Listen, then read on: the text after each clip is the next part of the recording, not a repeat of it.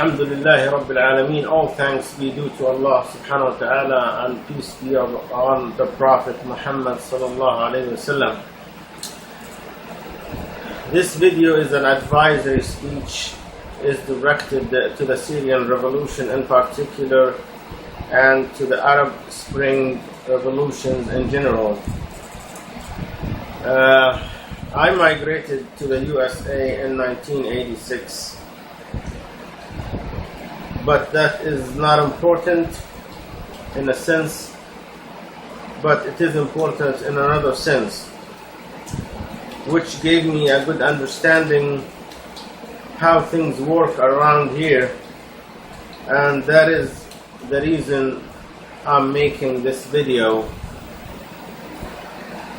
First, most of Americans are hard-working people and just normal people dedicated to their families, to their jobs, but they do not have saying in their political affairs outside the USA for two reasons. One of which, a lot of them just don't care, about 50% probably, and the other 50% who cares, the government does not inform them about the real decisions of what they make regarding the political affairs outside the USA. For example, how much money is being sent to Israel every year, which is taken out of our tax money. Yet they do not have an idea about how much has been sent and how many times over the years. They just simply don't know about it. Well, how am I relating that to the Syrian Revolution? I'll tell you how. Every president in the United States, after he's sworn in office, he would go to AIPAC and would show their loyalty and support to Israel. And this is kind of like a must, you know. And every one of them has done that, no exceptions. All Americans know that. And that shows how much control the Jews lobby and the Jews media over the USA. For example, like people like Michael Savage, Rush Limbaugh, Sean Hannity, Drudge, they all hosting talk shows in different radio stations all over the United States. And they speak Monday to Friday, whatever time it is, but they speak for hours and hours, bashing our President Obama and the Democratic Party that he came from. Not that I am a Republican or a Democrat anyway.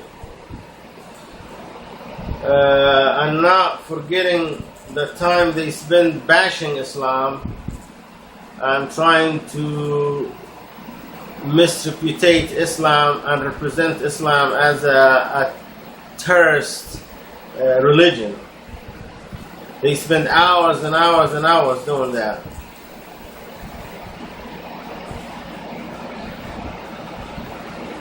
Just like that guy, Amr Adib, in Al-Yawm TV in Egypt. He's an Egyptian. He's bashing day and night the Brotherhood Party in Egypt. And he's getting nasty and nasty all the time in the several occasions. I was watching TV and he's just so angry and just so nasty. And I will be making a video about the Egyptian Revolution, and I'll take time to explain things. What I am trying to say here is the Syrian Revolution waiting for the US armed support, and the USA is not going to support them enough to finish the regime of Assad. They will support them enough just to kind of weaken him. And then they stop their aid again. Just like Moscow is doing. They supporting the Assad regime. So basically the US government would support Al-Jaysh al-Hur, what we call the Freedom Fighters, but not enough to finish that regime. And the reason behind that, to balance the army power between Assad regime and Al-Jaysh al-Hur, or the Freedom Fighters. So to make sure at the end they both are weak and they do not have a major threatening power to Israel. And that is the purpose, and that's why they're delaying their support.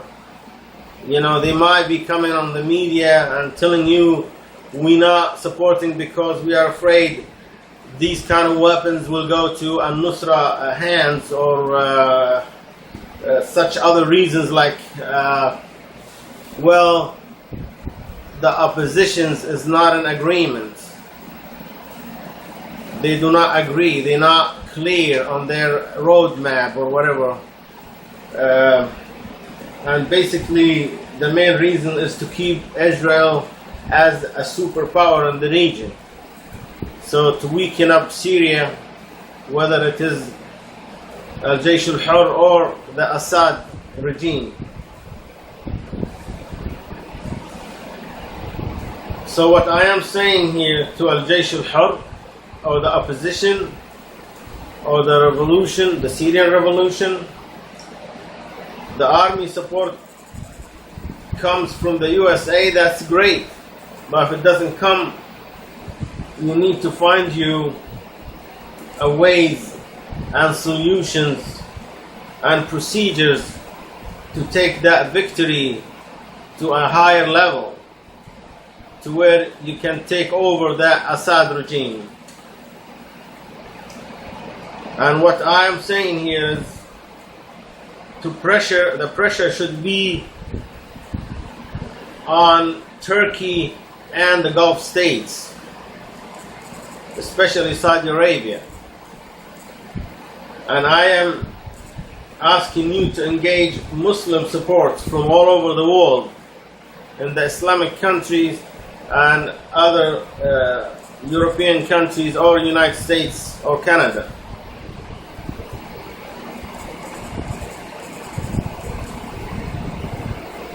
The US has every day a different excuse not to support you. And don't be disappointed, because they are there to protect the Israeli interest before any other interests in the region. So we need to find the ways to stay in victory and keep that victory.